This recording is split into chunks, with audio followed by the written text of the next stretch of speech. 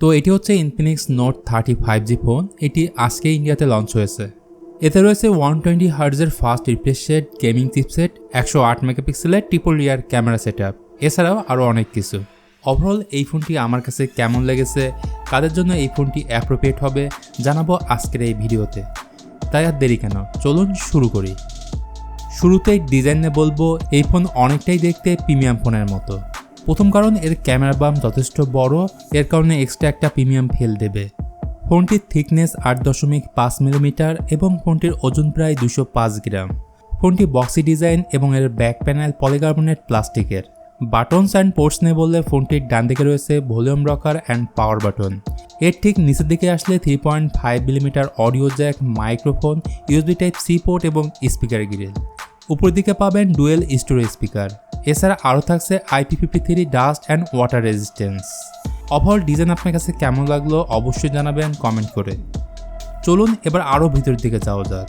এটি একটি পাঁচল ডিসপ্লে, সেই সাথে এখানে পেয়ে যাচ্ছেন বেশ বড় সাইজের একটি ডিসপ্লে, 6.78 ইঞ্চির FHD plus IPS LTPS with 120 হার্টজের ফাস্ট রিফ্রেশ রেট। এছাড়া এই ডিসপ্লেতে থাকছে 580 নিটস পিক ব্রাইটনেস এবং 78% স্ক্রিন টু বডি রেশিও। আর এই ডিসপ্লেতে প্রোটেকশন হিসেবে থাকছে MEG গ্লাস প্রোটেকশন।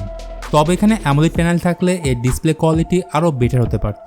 তাছাড়া গেমিংও খুব ভালোভাবেই করতে পারবেন, কারণ এর টাচ স্যাম্পলিং রেট 240 হার্টজ।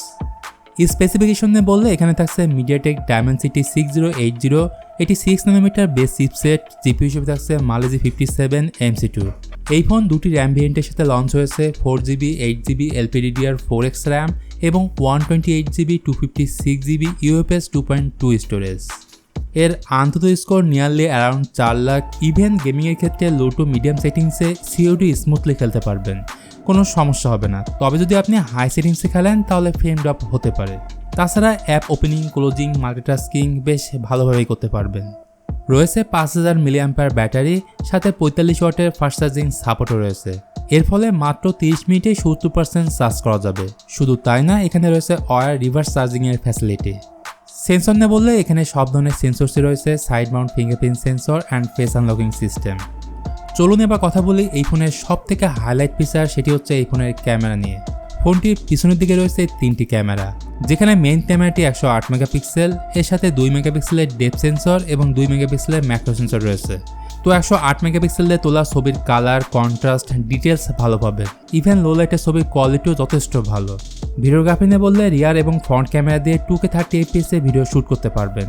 আবার ক্যামেরা পিছনে বললে এতে ডুয়েল ভিউ মোড আছে, এর মানে আগে এবং পিছে একই সাথে ভিডিও শ্যুট করতে পারবেন। আর সুপার নাইট মোডের অপশনও রয়েছে।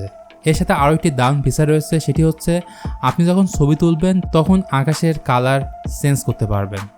ইনফিনিক্সের এই ফোনে অপারেটিং সিস্টেম হিসেবে থাকছে out of the box Android 13 based on XOS 13। সেই সাথে এই ফোনে 1 বছরের অ্যান্ড্রয়েড আপডেট এবং 2 বছরের সিকিউরিটি আপডেট পেয়ে যাবেন। ফাইনালি এবার কথা বলবো প্রাইস নিয়ে। ইন্ডিয়াতে এই ফোন দুটি ভেরিয়েন্টের সাথে লঞ্চ হয়েছে।